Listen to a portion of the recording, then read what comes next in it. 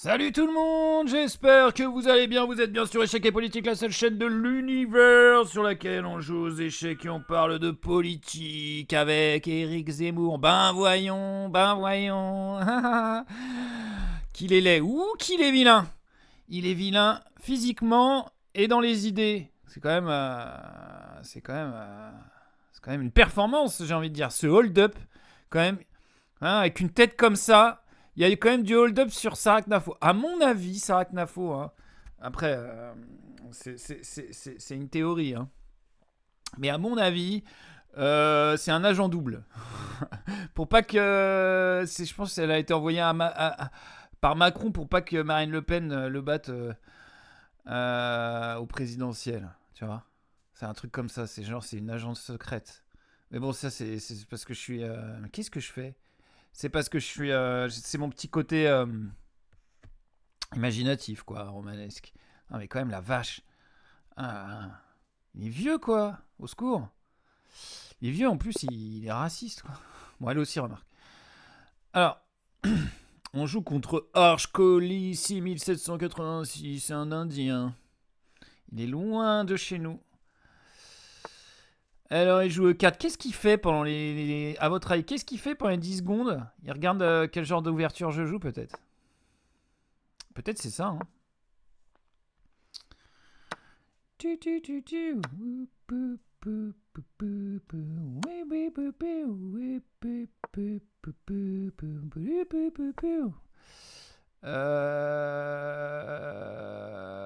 Je regarde s'il y a une arnaque, je crois pas.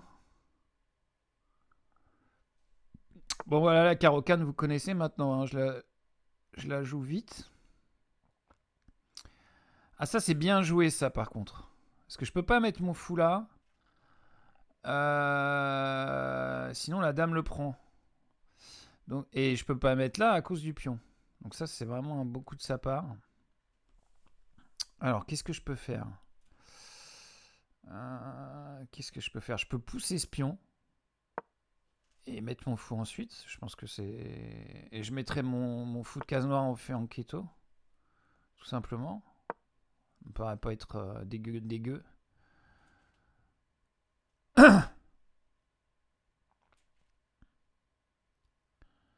Ça paraît pas dégueu. Ok, il rock. Ouais, bah oui. Mais je vais pas mettre mon fou en fianchetto peut-être du coup. Après, il y a un pion là. Il y a un pion à prendre là, non? Moi, on me donne un pion, je le prends, hein. Ah oui, d'accord. Ouais, il piège mon fou, mais... Je peux toujours l'échanger contre le cavalier. Mais j'aurais plus de fou. Est-ce que je pourrais pas attaquer sa dame? Non. Je regarde s'il y a un contre-jeu. Il n'y a pas de contre-jeu. Donc ben, je prends du coup. J'ai pas le choix. Il prend de la tour. Je vais préparer le rock.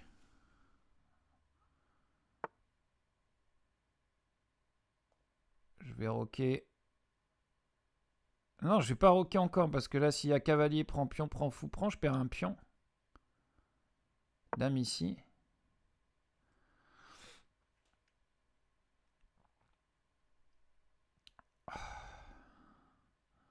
Bon, on est pas mal. C'est pas. C'est pas la panacée. Mais c'est pas dégueu. C'est quoi ce délire? Ouais, ok.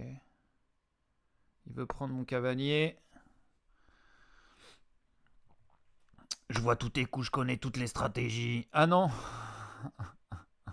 Ah putain, puis ça c'est moche, hein.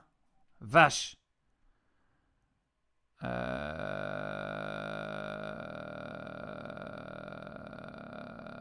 Bon, on a perdu une pièce, les enfants. On a perdu une pièce.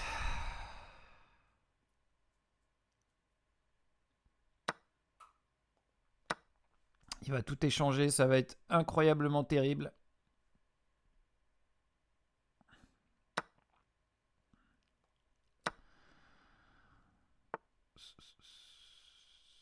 Alors, bah on est dans la merde, hein.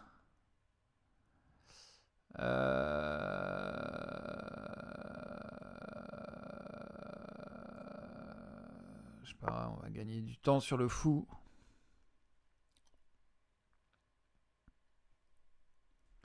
Il a bien calculé son coup. Je me suis fait avoir par une tactique de l'angoisse.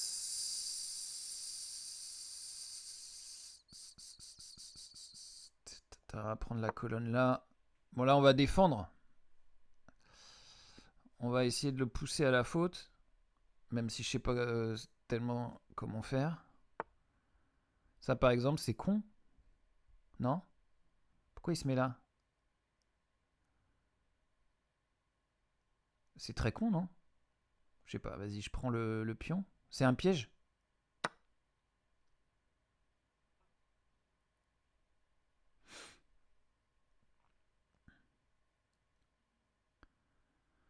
Ok, il a une pièce de plus, mais il a plus de pion.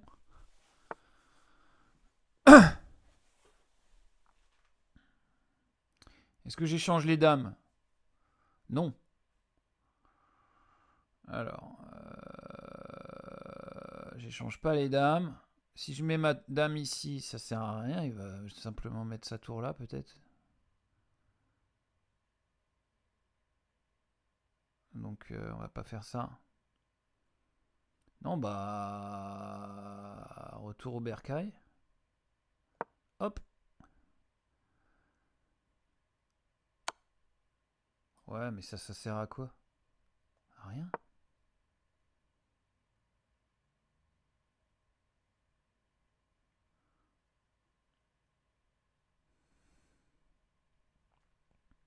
On va essayer de damer, hein. Y'a que ça à faire. Pousser, pousser. Bien joué, ça. Bien joué, mais mal joué.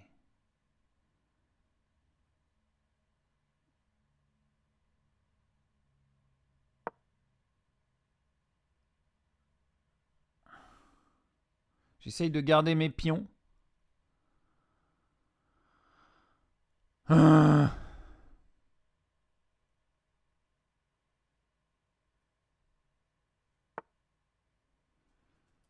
D'accord.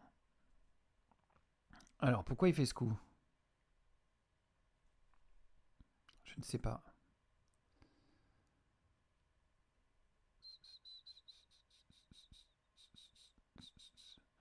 Pam pam pam pam pam pam pam. Tu tu tu tu tu tu.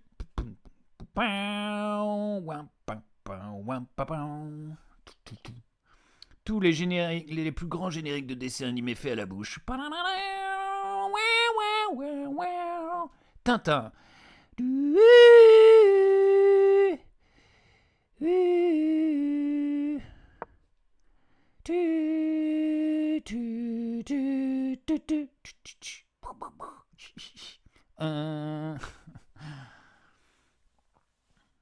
Cat size. Senior cat size.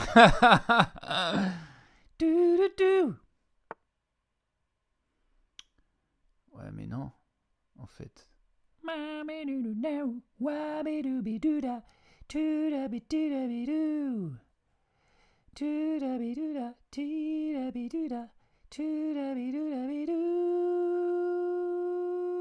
Cat size. Senior cat size. Cat size. Senior cat size. Ah, c'est une partie de longue haleine.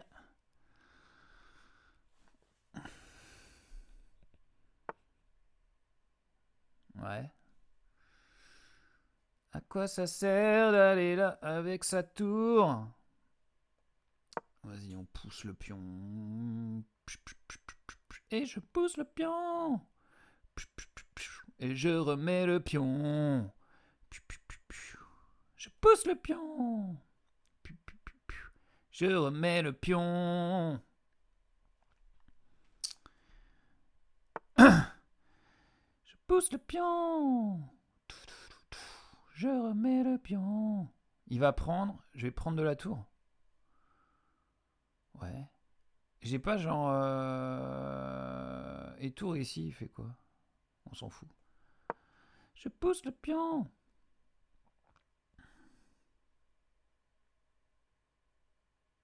Ah mais non, c'est con. Il va prendre. Je peux pas reprendre. Ah bah il est encore plus con que moi. Vache. Vache. Il est encore plus con que moi. C'est une chance pour gagner ce combat. Avec Sacha.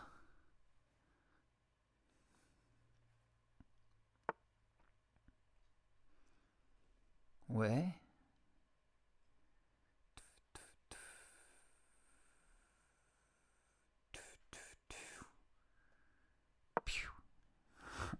Moi, je pousse des pions.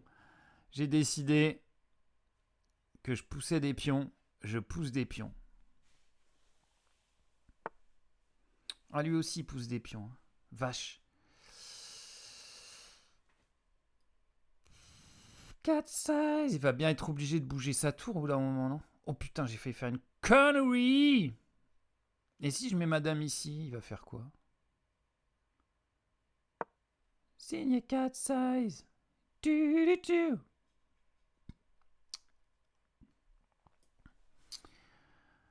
Un objet dans la ville. Dans le ville. On s'en doutait, hein. Mais est-ce que c'est si grave? Est-ce que c'est si grave? Là, je suis obligé d'échanger, non? Non, pas encore. Je vais me mettre là.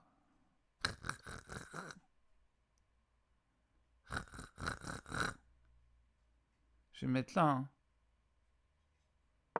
Je change pas. Je vais pousser lui après.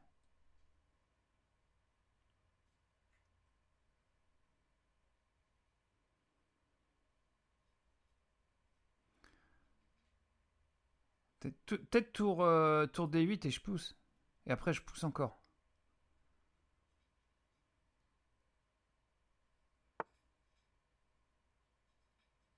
Là, par contre, ça pue. Alors, ça pue. Qu'est-ce qu'il faut faire quand ça pue? Comment je défends ça? Mal.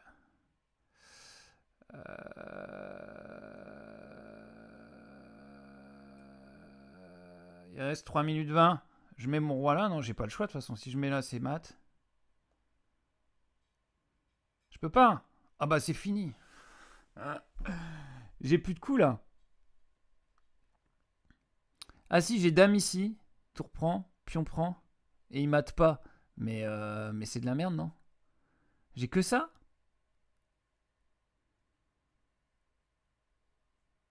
Ouais, parce que là, il y a échec. Ah non, mais je peux partir. Dame échec. Je vais là. Dame échec, je vais là. M'en fous. Vas-y, tour ici.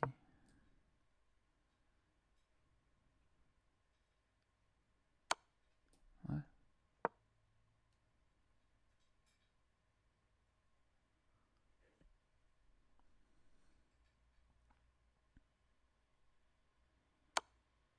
Ouais.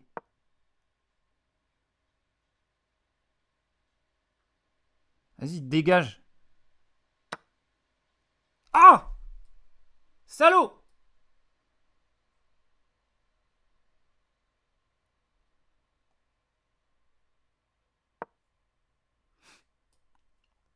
J'attaque la dame.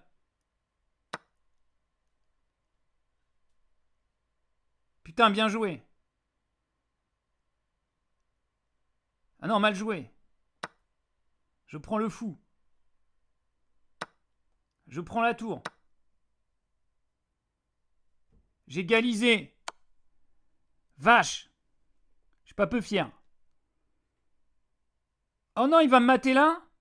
Putain. Si je mets roi ici, il y a mat. Je vais me mettre là. Si tu veux faire.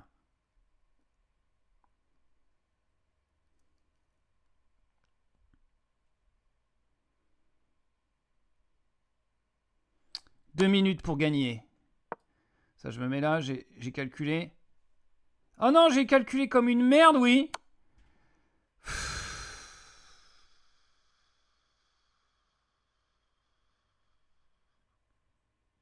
Attends, si je me mets là, il tourne ici et mate, c'est ça?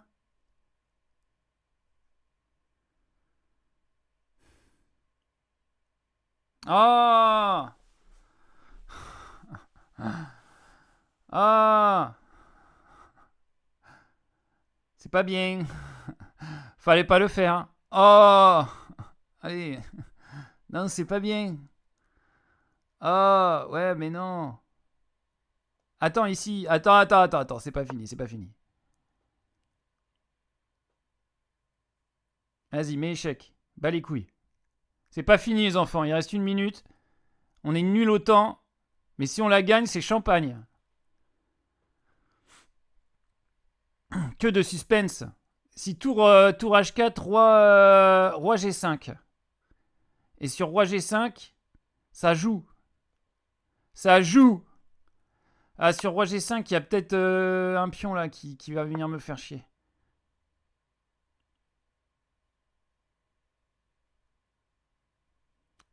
Mon roi, c'est un fou. Tu le niques pas comme ça. Tu le niques pas comme ça. Oh putain, il le nique comme ça. Ah, la vache, il a trouvé le mat. Ah, on a perdu cette partie. Allez, on va parler politique parce qu'il y a beaucoup à dire, évidemment. Ça commence comme à l'opéra et ça se termine à l'apéro.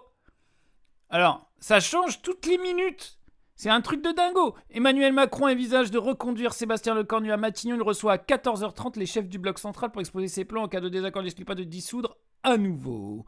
Et là, dernièrement, j'ai vu, il y aura un ministre, mais il sera de droite. Alors la gauche, comme d'habitude, vous l'avez dans le... D'accord? Vous l'avez dans le cul. Ben voyons, un ministre de gauche. Oh, comme c'est bizarre, ben voyons. Non, on n'aura pas. Et alors j'ai vu que sur les campagnes dans les réseaux sociaux, ils menaçaient de dissoudre. Enfin, c'est le bordel, ils n'arrivent pas à s'entendre comme d'habitude. De toute façon, est-ce qu'on a besoin d'eux? Non. Anne Hidalgo qui a sorti une dinguerie. Je vous mets au défi de vivre à 4 900 €. La maire de Paris répond à Rachida Dati et choque les Français. Et oui, les bourgeoises qui se... comment on dit? Crêpent le chignon. Je vous mets au défi de vivre avec 4 900 € à Rachida Dati. Ceci dit, elle a peut-être pas tort.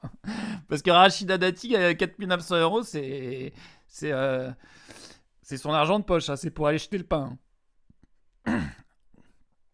Mais du pain au quinoa, hein, s'il vous plaît. Je sais pas pourquoi je dis ça. Elle est pas du tout écolo. Alors, gros facho Hollande. Chenu, qui caricature les écolos comme jamais. De toute façon, il sait qu'il est. Et un écolo complètement vegan, taré, qui mange des moustiques. Les moustiques, c'est de la viande. On n'est pas dans la caricature. On n'est pas dans la caricature là. Non, c'est bien, c'est bien. Mais qui sont nuls. Mais t'es nul. J'en ai immédiatement en tête, quoi. Ah, j'avais une prof qui s'appelait Chenu à une époque. Oh, je vais pas en dire du mal parce que bon, mais putain, un vrai pot de vache. Hein. La vache, c'est pas un nom qui porte bonheur, hein, Chenu. Hein. En plus, Chenu, ça veut dire vieux, je crois. Donc lui, voilà, il fait rire la galerie, mais il sert à rien. Je crois qu'il a eu un poste à l'Assemblée nationale, mais bon, ça durera pas. Alors elle aussi. La mère LR du 8e arrondissement explique en toute décontraction pourquoi elle a claqué 35 000 € du contribuable en fringues de luxe. Que depuis 3 jours, je suis sur tous les plateaux, on me montre partout. Et effectivement, j'ai cette image de mère toujours bien sapée, toujours élégante. Donc, Attends, quoi? Toujours bien sapée? Attends, fais voir un peu. Mais meuf c'est ça, bien sapé? Aïe. Après, je suis pas expert de la mode, mais j'avais des paillassons qui étaient plus beaux que ça. Hein. Maire d'un arrondissement qui est le 8e arrondissement. Et effectivement, ce soir, je viens pour m'exprimer sur ces dépenses pour que les vêtements, parce que, comme vous le savez, chaque maire a une enveloppe de 990 € par mois et chaque maire peut dépenser comme il veut. Voilà, en toute décontraction, alors qu'il y a des gens qui crèvent la dalle, qui vont au resto du cœur, et elle a dit qu'elle a balancé, voilà, avec les sous des impôts, 35 000 euros de fringues de luxe. Alors après, comme elle a vu qu'ils commençaient à sortir les fourches et les guillotines, elle a dit non mais je vais rembourser. Je me suis fait choper, je vais rembourser. Ah, ça énerve quand même. Ça énerve un peu, hein. Alors, l'affaire Jean Portmanov continue, les violences en direct reprennent, la justice perquisitionne le local. On écoute ce petit reportage, ce petit extrait de Mediapart. Je crois que ça va être un live sans caméra et juste de la violence. Bah, ça a l'air d'être un type sympa, lui. Donc, lui, il faisait partie du groupe responsable, entre guillemets, responsable de la mort de Jean Portmanov. Alors, voyons ce qu'ils font. 2 mois après la mort du streamer Raphaël Graven, alias Jean Portmanov, Gravant, la chaîne controversée Le Local fait son retour cette fois sur Twitch. C'est des confrères. On ne les félicite pas. J'irai pas leur serrer la main. Elle se nomme désormais Ojaki Dekwa. OGK Dekwa. Ah ouais, putain. Et elle est animée par le frère d'Owen Gwen.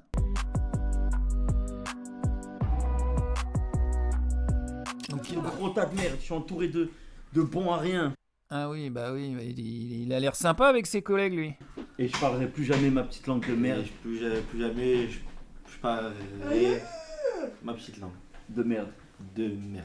Allez, lui, donc, ils le foutent à genoux et ils lui font dire des trucs pour qu'il ait de quoi manger le soir, peut-être. Ou un peu plus. Donc, pour de l'argent, il se met à genoux et devant des caméras, il dit que c'est une merde, quoi. Voilà, bon exemple pour la jeunesse. On applaudit. Bravo. Et après, on s'étonne que la jeunesse est violente. Dans ce stream, on retrouve Jonathan, alias 3 cheveux, et 2 nouveaux acolytes, Yass et Marie. Ah, lui ont donné un bon surnom bien intelligent. Tout ça parce qu'il a perdu ses cheveux, il a pas choisi. Bah voilà, tu t'appelles comme ça. Ah, il montre l'exemple. Banni de kick depuis le décès de Jean Portmanov, l'équipe contourne les règles de modération de Twitch et continue de mettre en scène la violence et l'humiliation.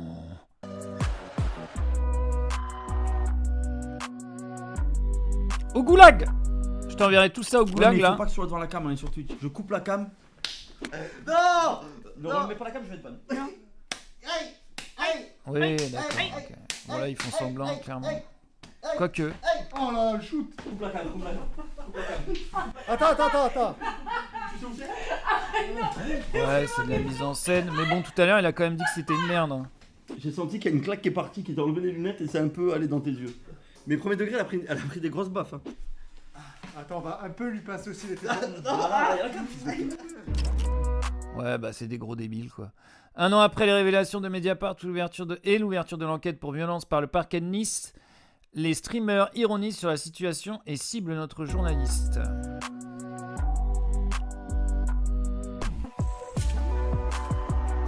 Voilà, on rigole. C'est une cascade, Marie Turcan en sueur. Violence sur mineur, Mediapart. Sorry Twitch. Sorry, Twitch. Il fait pleurer une femme. J'espère que les médias vont en parler. 3 cheveux à la barre. Contactez-moi, BFM. Faut finir en tôle.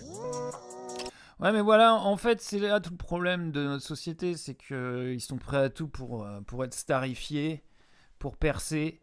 Voilà, c'est donc ils vont jusque dans l'extrême pour qu'on parle d'eux. Et puis au final, il y a un mec qui est mort, mais bon, ça n'a pas l'air de tellement les choquer ni les inquiéter. On continue. Ah oui, voilà, c'est l'OQTF qui l'a tué. Mamadou Garanké, boucher de 21 ans, est mort en voulant rejoindre l'Angleterre après avoir été visé par une OQTF, ami client employeur le pleure. Retailleau doit se frotter les mains en pensant à ses statistiques. Voilà, parce que dans la tête des gens, à la base, OQTF, obligation de quitter le territoire français, bah c'est forcément soit des violeurs, soit des voleurs, soit des terroristes. Ils ne pensent pas aux gens qui travaillent pour survivre et qui sont nombreux. Et donc, quand on leur demande de quitter le territoire, ils veulent rejoindre l'Angleterre et ils meurent dans la Manche. Voilà. Il avait qu'à rester chez lui en Afrique. Oh là là, il vient mourir dans nos bras. Hein ? Donc ça énerve un petit peu, évidemment. La France a besoin de l'immigration parce que elle a besoin d'exploiter nous, bah, bien sûr qu'on voudrait que les gens soient heureux à l'endroit où ils vivent. Hein. Personne n'a envie de quitter son pays. Enfin, si au bout d'un moment, t'as envie parce que tu peux plus y vivre, hein, c'est comme ça. Peut-être qu'un jour, nous aussi, on n'aura plus envie d'y vivre ici, dans notre pays. Oh, je pose la question. Alors, ça c'était Monsieur Propagande. Bruno Retailleau. Aux législatives partielles en Tarn-et-Garonne, Retailleau appelle implicitement à voter pour le candidat d'extrême droite UDR allié au Rassemblement national. Pas une voix pour la gauche, alors qu'en face, c'est un candidat socialiste. La gauche. On rigole. On rit jaune. Non mais... le sketch est total. Donc voilà, la bourgeoisie va toujours s'associer à l'extrême droite plutôt qu'à la gauche pour servir ses intérêts, puisque la droite, elle est la grève, tout ça, non, les conditions des travailleurs, ça, c'est pas. Vous avez parlé, c'est important, du Tarn. Dimanche prochain, c'est une législative partielle, second tour. Il y a un candidat UDR de la formation d'Éric Ciotti allié au Rassemblement national et un candidat socialiste. Votre candidat LR étant arrivé 3e, vous appelez à voter pour qui ? Je ne me suis pas entretenu avec Bernard Pécou. Bernard Pécou, on dirait un nom des petites annonces d'Eli, c'est génial. Qui est un bon candidat, qui a doublé d'ailleurs son score. C'est pas vrai, avec toute la propagande d'extrême droite qu'il y a à la télévision, ça m'étonne, tiens. Il faisait moins de 10. Et vous le saluez ce matin. Et donc je le salue. Mais vous appelez à voter non, pour mais nous, pas une voix pour la gauche. Ensuite, donc vous appelez à voter pour... Non, les électeurs se déterminent. Non, monsieur. Les électeurs, je dirais, voilà, pas une loi pour la gauche. Donc vous appelez à voter pour... Les électeurs choisiront. UDR avec le RN. Les électeurs choisiront. C'est-à-dire que ce matin, entre les socialistes et le bloc dit patriote... Ah bah si c'est patriote, c'est forcément bien. Hein. La patrie, c'est important, c'est vachement important la patrie. Ça t'envoie à la guerre, ça te fait tuer des gens. C'est trop bien la patrie. Moi, j'aime. Les électeurs choisiront. Et il fera que Bernard Pécou se détermine. Et vous-même, vous êtes le patron des LR. C'est ce que j'ai indiqué. Vous pouvez comprendre que ça peut provoquer un trouble que vous n'indiquiez pas. Pour j'ai indiqué la consigne qui est donc la mienne. Si je comprends bien, et si je m'y connais un peu, ça veut dire que vous appelez à voter pour le bloc patriote. En tout cas, certainement pas pour la gauche. On a compris que t'étais un sale facho, Retailleau. Oh pardon, ça m'a échappé, hein, c'est pas moi. Hein. C'est derrière, il y a quelqu'un qui l'a dit. Moi, j'ai rien à dire. Non mais j'ai peur maintenant, hein. On sait jamais avec ces gens-là. Continue, parce que... Ah oui, alors lui, là, il a aucune race, lui. La vache. Donc, Julien Odoul, je crois qu'il a été jugé, condamné, ou je sais pas quoi. Non ? Il avait pas détourné du fric, lui, pour le RN, ou je sais pas quoi. Bref, il y a le monsieur, on l'a déjà vu, d'ailleurs. Il est souvent sur le plateau de BFM TV, ce gars-là. Je pense qu'ils l'ont choisi... Ça va sur les sujets. Non, mais premièrement, tout va bien, Kevin, tout va bien. Tout va très bien. Tout va bien se passer, là. Je sais que vous avez une tenue militaire. Ah, cette phrase-là, ça va bien se passer, là. Depuis que l'autre, l'abject Darmanin, il a dit, j'en peux plus. Dès que j'entends ça, je fais, oh putain.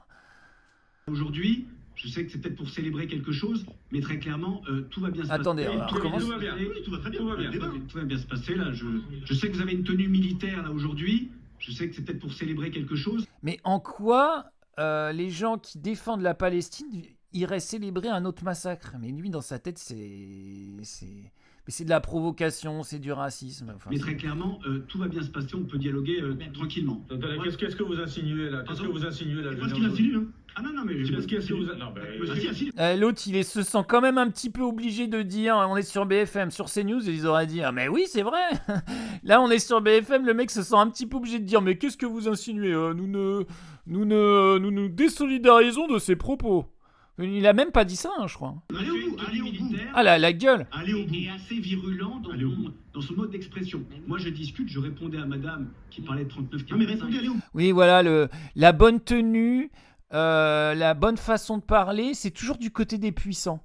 Tu vois ? Ceux qui ont le pouvoir, ils vont toujours bien s'exprimer, ils vont être calmes et tout. Ceux qui crèvent la dalle, qui en chient tous les jours au boulot, bizarrement, ils sont énervés et du coup, on leur reproche. Tu vois ?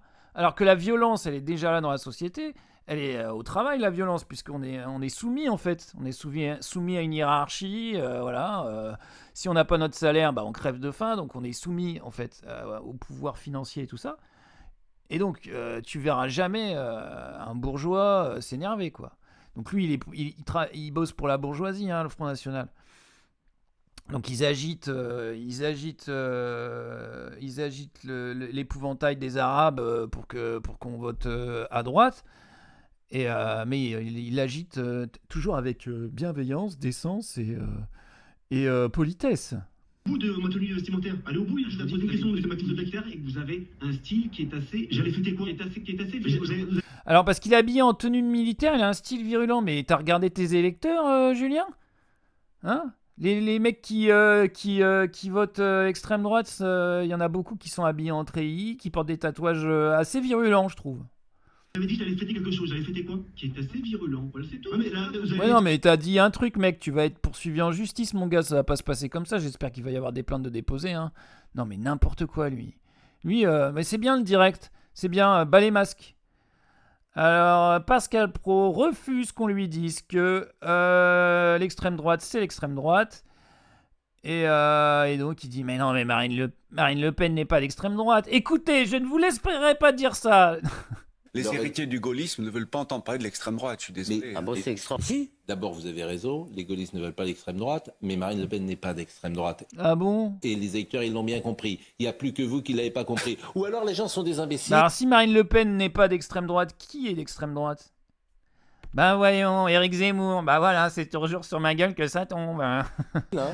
Faut dire aux gens, vous êtes des imbéciles. Non, non.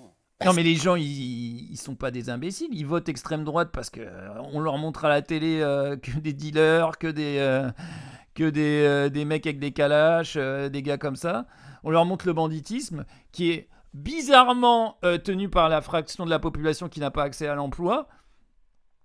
Ou qui est issu de l'immigration, donc qui est sélectionné par l'école parce que les parents ils savent pas lire ou ils savent pas parler français de la première génération. Et donc ils se retrouvent dans ce milieu-là. En plus, ils sont ghettoisés. Donc, non, bizarrement, quoi. Et je sais plus où je voulais en venir. Enfin, bref, voilà, quoi. Et donc, du coup, qu'est-ce qu'il disait? Que les gens, voilà, ils votent pas extrême droite, ils sont débiles. Mais si, ils votent l'extrême droite, ils veulent voter l'extrême droite, ils sont très... Moi, en repas de famille, j'ai déjà entendu, moi, je suis raciste et j'assume. Mais voilà, t'es grand, mon garçon, hein. C'est bien, tu veux une médaille? Si, il faut leur dire. Non, il faut leur expliquer qui est, faut leur expliquer. qui est le RN. Oui, il faut quand même leur expliquer que ça a été fondé par les Waffen-SS, ouais. Ce que c'était le RN. Ah bah expliquez-nous, alors ça c'est drôle. On va pas... Non mais on n'a pas... Voilà. Ah non, on va pas revenir aux heures sombres, hein, quand même. Attendez, comme si ça allait revenir, les gens qui tuent les Arabes, est-ce que ça va arriver? Non, quoi, on en a déjà balancé dans la scène? Ah bon, j'étais pas au courant. Ça, parce que, je veux dire, moi j'ai posé cette question 50 fois à des gens sérieux, des politologues sérieux. Los famosos politologues sérieux que t'as jamais vu de ta vie. Ben voilà, effectivement, on ne peut pas... les politologues sérieux, c'est Finkielkraut et Enthoven. Pas classer aujourd'hui le Rassemblement National à l'extrême droite. Bon, alors si le mot extrême droite vous embête, on peut dire pas qui m'embête. Populiste, un peu xénophobe et un peu nationaliste. Ouais. Oh là là, il va... il manie l'euphémisme, c'est bien. C'est bien ce monsieur, c'est qui? Qu'est-ce qu'il fout à CNews? Mais casse-toi! Ouais, non, mais il faut qu'il mange. Non, mais il est certainement de droite, quoi. Grosses fortunes ont beaucoup augmenté depuis 10 ans, énormément augmenté. Si vous ne faites pas un geste fiscal, le peuple ne vous suivra pas. Il faut faire, même Marine Le Pen le dit, même l'extrême droite le dit, il faut faire un geste. Arrêtez avec l'extrême droite. Justement, c'est une piqûre de rappel que je fais chaque fois, c'est l'extrême droite. C'est une Pour moi, sorte ça de reste vigie. l'extrême droite. Hein. C'est une vigie. Vous savez, ce qui m'ennuie dans ce que vous dites, c'est que quand vous dites ça, vous parlez pas au plateau, vous parlez même pas à la télévision, vous parlez à vos amis. Non, à vous. Parce que vous parlez... Les héritiers du... C'est ça. T'es nul, Pascal. Pascal, tu m'énerves. Pascal, arrête. Tu m'énerves. Tu nous énerves, Pascal.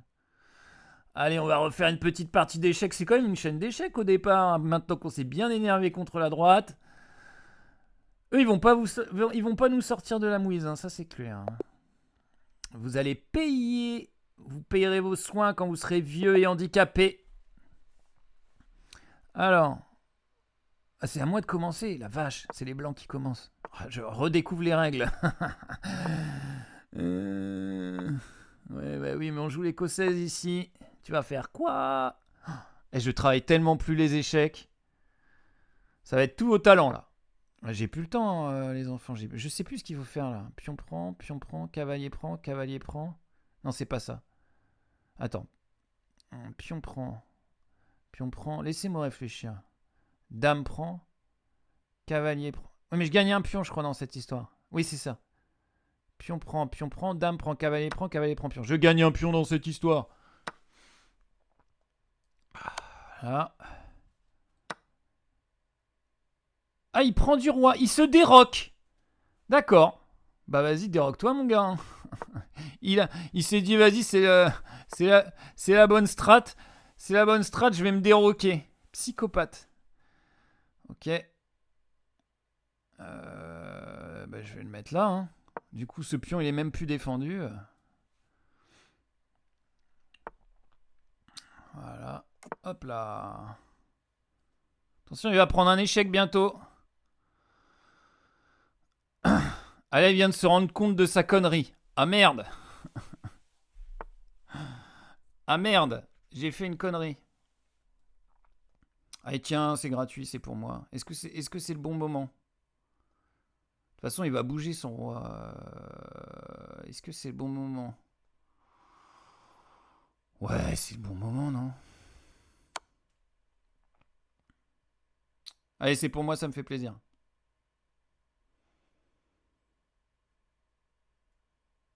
Ah, il est pas content. Je pense qu'il avait pas envie. Ça le... Non. C'était ce soir, j'avais pas envie de ça. Il est quoi, lui? Portugais? Yes. Pays do Roajo. Ça doit veut dire pays de la joie? Pays do Roajo. No hablas portugais. No hablas portugais. Putain, c'était raciste, ça. Oh, my bad. Que les Portugais me pardonnent. Ah ouais, il joue ça. Bah ouais, mais moi je vais jouer ça en fait.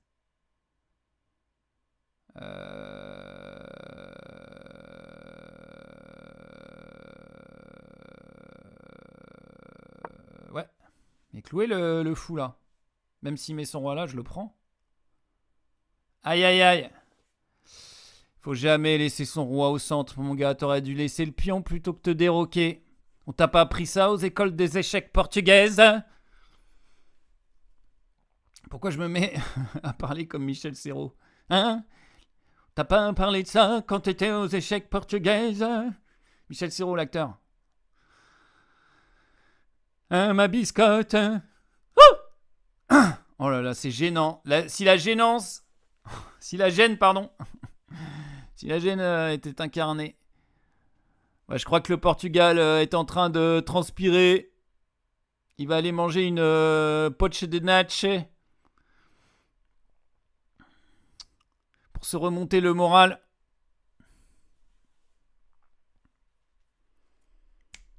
Moi, j'ai tout mon temps. Je peux faire du beatbox.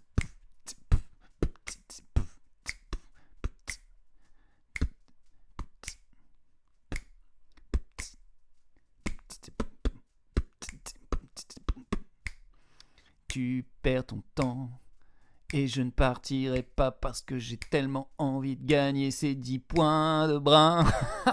Ah là là, on est là sur les points hello, on est vorace. On lâche rien, la pince on m'appelle dans le milieu. N'hésitez pas à faire des dons de points hello. Quoi? Il a trouvé ça? Bien joué. Cavalier prend. Ouais, mais sur cavalier prend. Puis on prend et je remonte avec la tour. Tu fais quoi? Et sur fou prend, il y a... Ouais, c'est ça. Bah, j'avais vu. Et alors? J'ai vu. J'ai tout vu. Ah, il avait calculé jusque-là. Bien joué. Mais je me mets là, non? Ça, j'avais pas calculé. Ah, pour moi, j'étais gagnant dès le début, hein.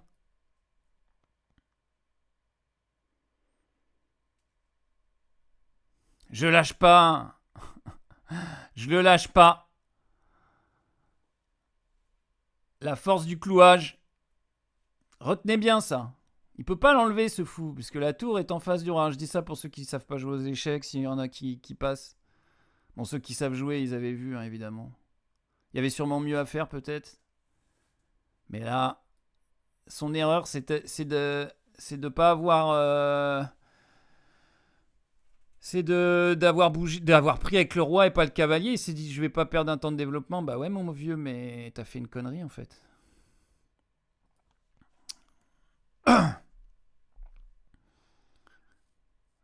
Mais je sais pas, c'est bizarre. Je veux pas l'accuser, mais non, à mon avis, il calcule encore. Mais là, je sais pas, qu'est-ce qu'il pourrait faire? S'il met son cavalier là, je le prends. Là, pour attaquer la tour, par exemple. Je le prends, en fait. Donc, et en plus, là, il a tout ouvert. Je veux dire, mon fou de case noire, il va arriver ici. Là, il a une belle diagonale. Ma tour, elle va arriver derrière. Bim. Enfin, je veux dire, il y a tout qui saute, quoi. Bah, je prends, en fait. Ah, il veut gagner un pion quand même. Je comprends rien à ce qu'il fait. Je prends du fou. J'aurais pu prendre de la tour. Ça aurait mis un échec. Bon, ça y est, on a une pièce de plus. Prendre ce pion. Je crois pas avoir fait de conneries pour l'instant. Ok. Alors, ce fou. Où est-ce que je le mets? Est-ce que je le mets là? Face du roi, ça le fait toujours.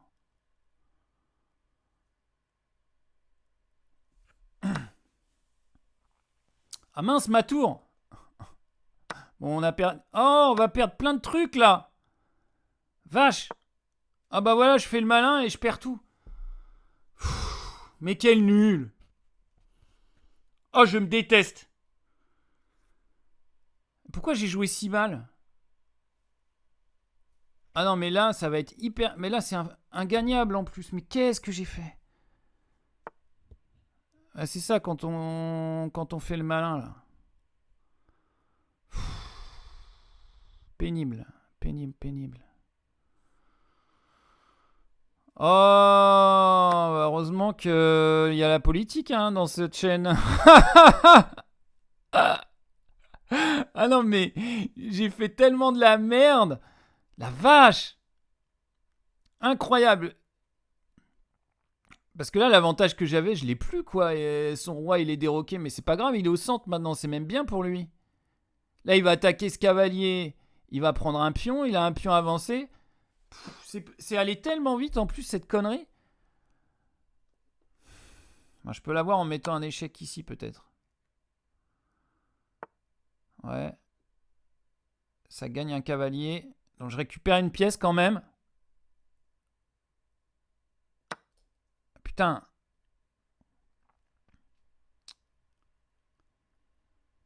Bon, il a 2 tours, mais j'ai une pièce de plus. Il va prendre ce pion. Ah non, même pas.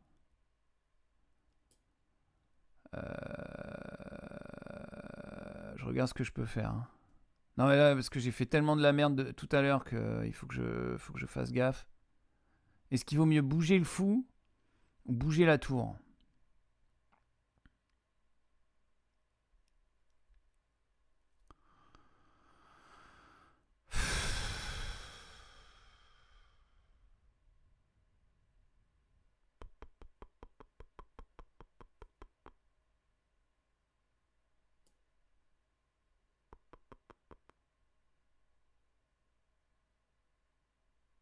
Ah, je vais bouger le fou.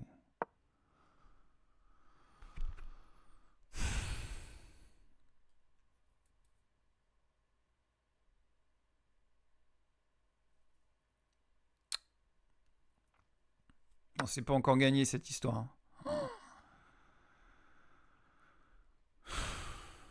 Je vais lui coller un échec. On va essayer de l'avoir comme ça.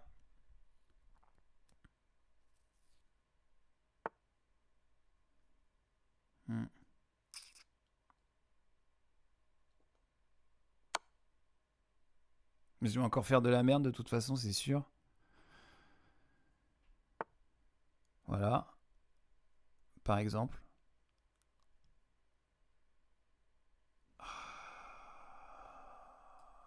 Mais putain, quel nul. Ah non, c'est bon. Oh là là là. Ah non, c'est pas bon.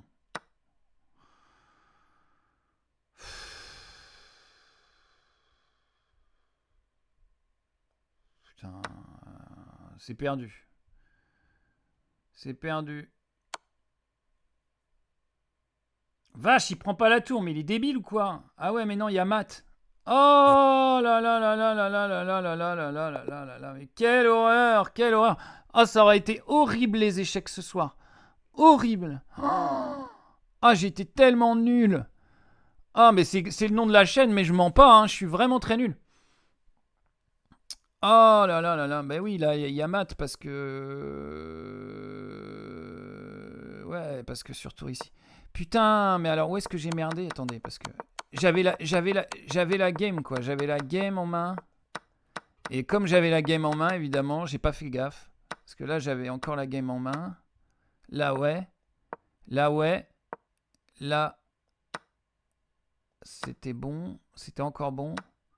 Là, c'était encore bon, non? C'est quel coup qui m'a tué? Ah, c'est celui-là. Putain, j'ai pas vu ça.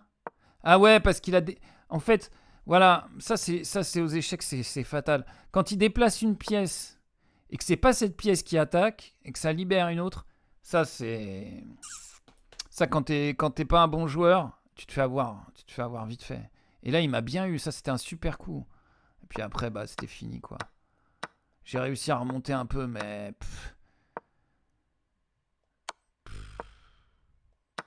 Ouais, là, j'ai remonté, je me dis, putain, j'ai une pièce de plus.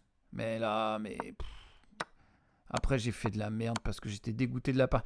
Je sais que c'est mauvais de mettre 2 pièces devant une tour, en fait. Mais pourquoi je fais ça? Et lui, il est pas défendu. Bon, allez, bref, c'est parti. On reparle de politique. C'est comme ça, les échecs. Un jour, tu gagnes. Un jour, tu perds. Un jour, tu perds. Et un jour, tu perds. Ça, on l'a déjà vu. Alors, la tombe de Robert Badinter à Bagneux profanée avant son entrée au Panthéon. 2 inscriptions injurieuses ont été retrouvées ce jeudi 9 octobre sur la pierre tombale de l'ex-ministre de la Justice en région parisienne. À quelques heures de sa panthéonisation, l'enquête a été confiée à la Sûreté territoriale des Hauts-de-Seine. Il y avait écrit les mots: les assassins, les violeurs, les pédos, la République reconnaissante. Alors, il faut savoir que, déjà, il n'y a aucun lien entre la criminalité et la peine de mort. C'est-à-dire que si c'est pas parce qu'il y a la peine de mort que la criminalité baisse ou augmente. Il y a des pays où il y a la peine de mort et il y a une criminalité énorme. Et il y a des pays où il y a la peine de mort et il n'y a pas de criminalité. Le Vatican, par exemple. Et il faut savoir que les pédophiles, par exemple, ils utiliseraient la peine de mort pour que les enfants ne parlent pas. Par exemple, parce que la plupart des pédophiles, c'est des membres de la famille. Et donc, un membre de la famille, lorsqu'il agresse sexuellement un enfant, il va dire « Non, mais si tu le dis à la police, si tu le dis à tes parents, ils vont le dire à la police et après je vais me faire tuer, tu me ferais pas ça. » Voilà, donc ça peut être utilisé comme moyen de pression.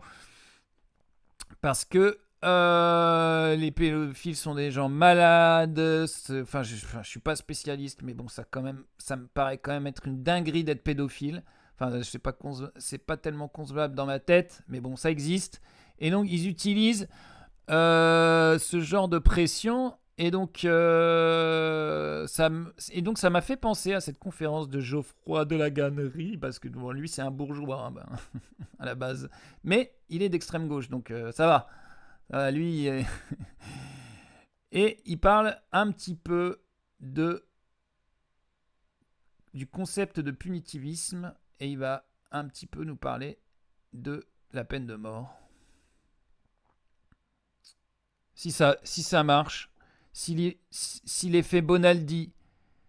Mais lance-toi. C'est vrai que c'est un livre qui essaye de décaler de manière systématique toutes les perceptions que nous pouvons avoir incorporées relativement à la question de la gestion de la violence et de la gestion de la blessure dans nos sociétés, et qui fait que nous vivons tous dans des sociétés dans lesquelles nous incorporons des idéologies, et l'une des idéologies les plus prégnantes, les plus puissamment inscrites dans nos psychismes, est une idéologie que j'appelle dans le livre le punitivisme, c'est-à-dire qui suppose qu'il y a un certain nombre d'actions humaines qu'il est légitime d'appeler des crimes, et que ces actions humaines qui sont appelées comme des crimes nécessitent, pour être contrôlées, pour être endiguées, pour être réduites, une action d'État qui s'appelle la répression et la répression pénale à travers dans nos sociétés l'amende et l'incarcération. Et c'est vrai que nous avons très souvent l'impression selon laquelle quelque chose de l'ordre d'une absence de punition ou d'une absence de sanction serait la porte ouverte sur le chaos social, sur une société de violence, sur une société de comportements récalcitrants et qui nous ferait rentrer dans le chaos social, et que donc si la société tient, c'est parce que quelque chose la tient qui s'appelle la répression pénale et l'idée de loi pénale. Je ne dis pas nécessairement, et je pense que c'est un sujet dans lequel tout simplisme est problématique, c'est-à-dire je ne pense pas qu'il soit tenable d'absolument interdire l'idée selon laquelle, de temps en temps, quelque chose de l'ordre de la menace de la sanction dissuade des gens de produire un certain nombre d'actions. Cela étant dit, l'un des faits qui est très important à penser quand on réfléchit sur la question de la violence dans la société, c'est qu'il n'existe statistiquement aucune relation, et ça n'a jamais été montré, entre l'intensité de la répression pénale et le niveau de violence dans une société ou le niveau de crime dans une société. Vous avez des États comme les États-Unis, par exemple, où vous avez la peine de mort, où vous avez des peines de prison à vie incompressibles qui sont très régulièrement appliquées à des individus qui ont tué et qui ont un taux d'homicide qui est 6 fois supérieur à celui de la France, où nous n'avons pas la peine de mort et où nous avons assez rarement des peines de vie incompressibles qui sont imposées à des individus. Vous avez des sociétés qui ont des systèmes pénaux comparables. 6 fois plus de criminalité dans certains États des États-Unis. Putain, j'étais passé à côté de cette info. C'est bizarre, tiens. On a un pays où les gens ont le droit de porter des armes pour se défendre. Comme l'Italie et le Vatican, par exemple. Et au Vatican, il y a 0 homicide, alors qu'il y en a à peu près comme en France, en Italie. Et vous avez des sociétés avec pénalité faible, comme la Suisse ou les Pays-Bas, et avec une criminalité très basse.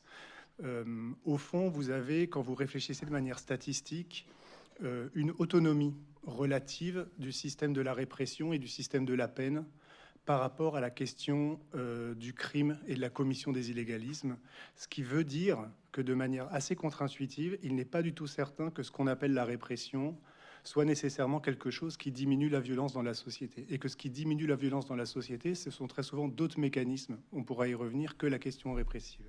Et vous me posez la question, donc là c'est pour tous les droitards qui disent oui, il faudrait mettre la peine de mort pour les pédophiles, machin. Bon, pour les pédophiles, on a vu que c'était un argument dangereux. Mais quand bien même tu mettrais la peine de mort, ça ne résoudrait pas les problèmes de violence, puisqu'il n'y a aucun lien entre la puissance de la peine et la violence. Et que veulent en fait les gens? Est-ce qu'ils veulent punir à tout prix, sans que ça change rien, ou est-ce qu'ils veulent résoudre les problèmes de violence? Je pose la question. Hein, c'est comme si tu avais, c'est ce que je disais une fois, c'est comme si tu avais un feu, voilà, il y a un feu quelque part, et tu balances des pierres dessus. Est-ce que ça va l'éteindre? Non.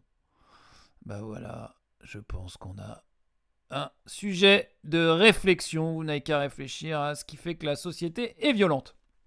C'est peut-être Pierre-Édouard Stérin, puisque ce milliardaire misanthrope d'extrême droite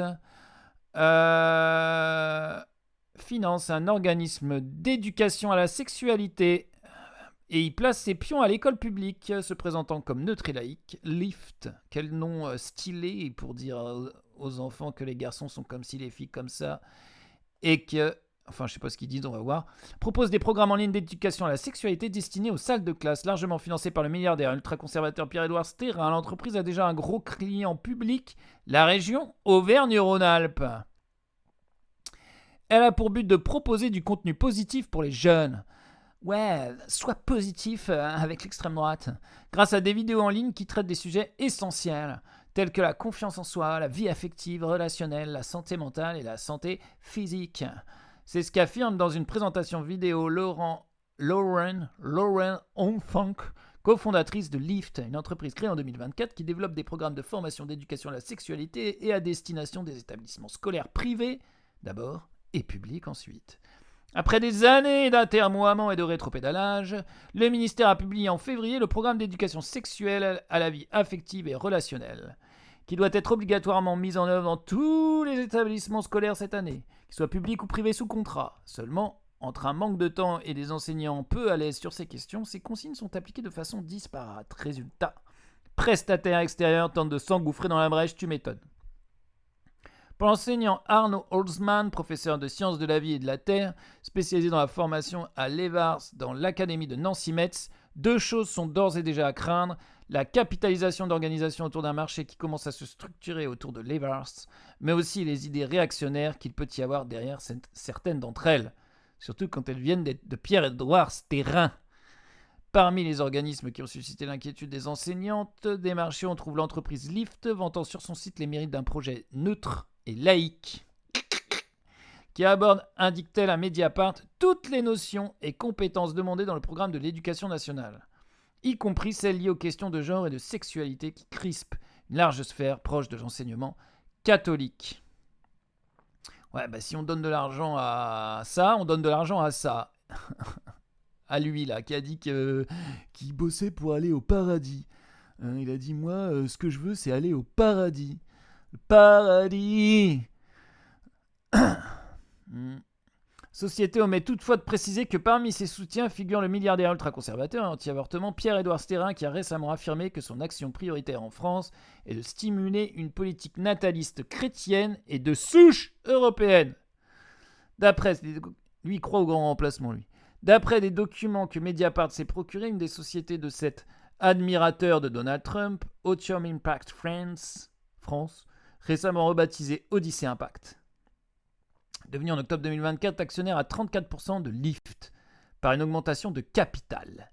Nous sommes indépendants pédagogiquement vis-à-vis de la société Otium Impact qui est minoritaire à notre capital. 34%, ouais, minoritaire, c'est quand même une grosse part, affirme Lyft auprès de Mediapart. Sauf que si Stérin en a en effet accepté de ne pas être majoritaire, il est aujourd'hui le plus gros actionnaire de la société. Surtout, il a injecté 699 994,85 €, alors que les deux fondateurs n'avaient apporté que 2000 € de capital lorsqu'ils avaient créé la société en août 2024. Ah ouais, tu peux créer des sociétés avec 4000 €, la vache. Pierre-Édouard Stérin a donc fourni 99,7% des fonds utilisés par Lyft pour développer ses programmes d'éducation à la sexualité. L'opération a ainsi permis à cette très jeune société de multiplier par 1000 sa valorisation qui atteint désormais 2 millions d'euros en l'espace de seulement 2 mois. En clair, l'investissement de Pierre-Édouard Stérin ressemble davantage à des très généreux mécénats qu'un investissement économiquement rationnel. Interrogé par Mediapart, Otium Impact assume d'ailleurs le fait d'aider des projets à impact, et ce, sans contrepartie, dans le but de soutenir des associations, des entreprises qui œuvrent avec sérieux et éthique sur des sujets essentiels. Oui, on a compris, les sujets essentiels, c'est les bébés blancs. Pierre-Édouard Stérin prévoit par ailleurs d'injecter 150 millions d'euros en 10 ans pour promouvoir les valeurs clés de l'extrême droite, faire gagner 300 villes au Rassemblement national aux élections municipales de 2026, comme s'ils avaient besoin de lui. Dans le cadre d'un plan baptisé Périclès, révélé par l'humanité. Périclès, ça me dit quelque chose, c'est de la mythologie grecque, mais alors qui c'est? Périclès. Ouais, ils ont tous des délires mythologiques, là, les gadgets d'extrême droite, là, les gars d'extrême droite. Là, les autres, là, je sais pas, j'ai vu sur les réseaux qu'il y avait une espèce de taverne à fascistes, là, qui s'appelait la taverne de Thor. T'as l'impression les gars ils ont 14 ans. Ouais, Thor il est trop puissant avec son gros marteau. Thor, je parle vrai du dieu. Hein. Ouais, il est trop fort et tout. Nous on veut être trop fort comme Thor et tout. Après peut-être qu'on ira au Valhalla et tout. Oh là là là là. C'est dur. La région Auvergne-Rhône-Alpes cliente. Pour se déployer, Lyft peut aussi compter sur de l'argent public. En novembre 2024, la jeune entreprise, seule société à y avoir répondu, a remporté un appel d'offres de 50 000 €. Ouais, d'accord. Donc on paye pour ces gens-là de la région Auvergne-Rhône-Alpes, dirigée par Fabrice Pannecook. Les Républicains. Lui aussi, il tourne dans les petites annonces d'Nelly, je crois. afin de lancer une action de lutte contre la pornographie dans les lycées de la région. Pour l'heure, 10 établissements publics et 13 établissements privés. Si tu parles de... Ouais, des fois, les jeunes, ils ont même pas l'idée d'aller voir du porno si on leur en parle pas. Hein. Mais bon, maintenant, dans le monde d'aujourd'hui, voilà quoi. Pour l'heure, 10 établissements publics et 13 établissements privés situés en Auvergne-Rhône-Alpes peuvent accéder à la plateforme numérique de LIFT qui comprend 6 vidéos pédagogiques permettant aux enseignants de se former puis d'animer des séances auprès des élèves sur les dangers de la pornographie. Précise la région à Mediapart. Au total, 90 lycées publics et privés bénéficieront de la solution LIFT d'ici à 2026, soit plus de 45 000 jeunes formés par l'extrême droite. D'après les informations de Mediapart, cette année, LIFT devrait également compter parmi ses clients les écoles privées hors contrat du réseau Excellence Ruralité, soutenues là aussi par Pierre-Édouard Sterrin et une myriade de fondations privées. Les 3 écoles déjà ouvertes proposent un enseignement traditionnaliste fait d'uniformes et de levée de drapeaux, tout en entonnant la Marseillaise. Dis donc, ça ressemble un petit peu à l'armée tout ça. On joue un jeu de rôle bizarre dans ces écoles. Interrogé par Mediapart à ce sujet, LIFT confirme échanger avec Excellence Ruralité depuis plusieurs semaines autour d'interventions pour l'année à venir, mais précise que rien n'est finalisé à ce stade. En parallèle, LIFT vend déjà ses services auprès de plusieurs établissements privés sous contrat, financés par les OGEC, je ne sais pas ce que c'est, les organismes de gestion de l'enseignement catholique, qui gèrent les établissements, leur fonctionnement et le fléchage de leur budget. Le coût, 4,5 € annuels par élève. Voilà, on va peut-être pas tout lire, il est déjà 21h les enfants. C'est très difficile de connaître le contenu proposé, mais quand on regarde sur le site internet de LIFT, on retrouve le vocabulaire de l'éducation intégrale, cher à l'enseignement catholique. L'éducation intégrale, c'est-à-dire ils éduquent tout. Analyse Alexis Guiton. On va les dresser ces petits cons là. Tu vas te marier et tu coucheras pas avant le mariage. Puis voilà, tu t'avortes pas. Hein. T'es bien sûr quoi. Tu fais des gosses et puis t'en fais plein. Et puis avec une blanche. Cher à l'enseignement catholique, analyse Alexis Guiton, élu national au syndicat FEP, CFDT et membre du collectif éducation contre les LGTI-phobies. Les questions de vision globale, holistique. Ah ouais, holistique. Dès que ça commence à dire holistique, ça pue la merde. Et d'éducation affective, relationnelle et sexuelle, dont le sigle figure dans le document diffusé cet été par l'enseignement catholique, document supposé dessiner le cadre commun dans lequel le programme édicté par l'Éducation nationale doit s'inscrire. Attendez, hop. On va regarder ça, la LIFT, éducation. Un peu comment ils essayent de flouser le larron vers une vie d'adulte épanouie et responsable. Déjà, ils mentent bien. Une vie d'adulte épanouie et responsable, mais c'est pas un adulte qui a écrit ça. Qui a une vie d'adulte épanouie et responsable? Ça vend du rêve, hein. Putain, toi, quand t'es ado, qu'est-ce que tu veux faire plus tard? Je veux être responsable, si tu veux. Parce que voilà, c'est vachement bien d'être responsable. L'IF vous permet d'animer en toute autonomie des séances pour éduquer à la vie affective, développer les compétences psychosociales et prendre soin de la santé mentale des adolescents. À prendre contact. Ouais, mais ils mettent pas... 1 sur 5 est victime de violences sexuelles, 25% souffrent ou ont déjà souffert. Mais ça me fait pas marrer, mais les catholiques qui alertent sur les violences sexuelles... pardon. Attendez les gars. Et là ils disent qu'ils sont cathos ou pas? Non, ils disent pas. Université Lumière Lyon 2, INSERM. Nous travaillons avec l'INSERM. Ben oui, mais bon. Institut psychologique de Lyon. 10 ans d'âge moyen de découverte de la pornographie. LIFT propose des modules clés en main qui permettent de se former, d'organiser et d'animer ces séances. Ok. Ben voilà, donc si jamais vous travaillez dans l'enseignement et que vous voyez ce truc-là arriver, vous faites non! On veut pas de l'extrême droite à l'école, même si c'est déguisé. LIFT adopte une approche globale, objective et bienveillante, adaptée aux réalités des adolescents, de leurs éducateurs. Mais bien sûr, regardez comme elle est gentille, elle. C'est qui? Ah bah c'est elle, Lorraine. Ah, c'est une fille, Lorraine Onfank, fondatrice. Elle a mis que 2000 € à la base, puis Sterling est arrivé avec ses millions, elle a fait ouais. Ouais, non mais c'est pour le bien. La série Adolescence, ce que la série Netflix nous dit sur nos ados. Attendez, ils font des articles. Pourquoi on doute d'être un bon parent et pourquoi c'est sain? 3 conseils pour éduquer la jalousie de mon enfant. Vache. Ah ouais, ils font des articles et tout. Attendez, je vais voir s'il y a des trucs qui ont l'air un peu chelous. EVAR, c'est un levier concret pour développer les compétences psychosociales des jeunes. Déjà, le mot compétence, c'est bien dans l'éducation nationale, hein, mais ça vient du taylorisme, je crois, les compétences. J'avais lu un article là-dessus. Ça vient du travail à la chaîne américaine. Putain, il fallait développer des compétences. Éducation à la sexualité à l'école, un programme pour septembre 2025. Quelles sont les obligations légales? Ouais. Pourquoi enseigner les VARS à l'école? Non, mais il faut enseigner l'éducation relationnelle à l'école. Hein. Ne serait-ce que pour détecter des trucs, quoi. Parce que les gamins se rendent pas toujours compte qu'on leur demande des choses bizarres. Tu vois, hein, jouer avec le zizi de tonton, c'est pas normal, quoi, tu vois. Mais et donc il y a beaucoup de victimes. Vous en avez certainement côtoyé, vous en connaissez tous et toutes. Donc voilà, Pierre-Édouard Sterrin, toujours derrière à tirer les ficelles. Et il veut mettre la main sur ce marché, puisque c'est un marché, puisqu'il y a des financements et par l'État. Et donc ça peut aussi rapporter de l'argent. Voilà, un type un peu halluciné de la tête. Ils ont bien choisi la photo. Qui a dit, je cite, sur une interview, qui a dit qu'il faisait ça pour aller au paradis parce qu'il n'était pas sûr lui aussi, comme Donald Trump. Ok, c'est la fin de l'émission, les 21h06. Merci à celui qui est resté jusqu'au bout et à mon nouvel abonné, puisqu'on est passé de 17 à 18. Wouh! C'est la fête! Et je vous souhaite une bonne soirée. N'oubliez pas que je suis en VOD sur YouTube. Et que il y a une chaîne TikTok.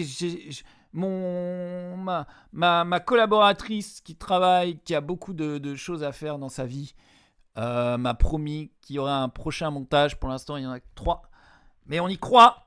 Voilà, je vous fais des gros bisous. Et merci d'être passé si vous êtes passé. Et on se voit normalement vendredi si tout va bien. Ah non, c'est aujourd'hui vendredi. Mercredi prochain si tout va bien. Voilà, merci beaucoup. Je vous fais des gros bisous. Un petit bisou d'Éric Zemmour, hein, ça fait rêver ça. Hein. T'imagines le soir pour te coucher? Ben voyons, elle veut pas de bisous. Quelle horreur. Oh là là, j'arrive pas à enlever ce truc. Allez, va-t'en. Allez.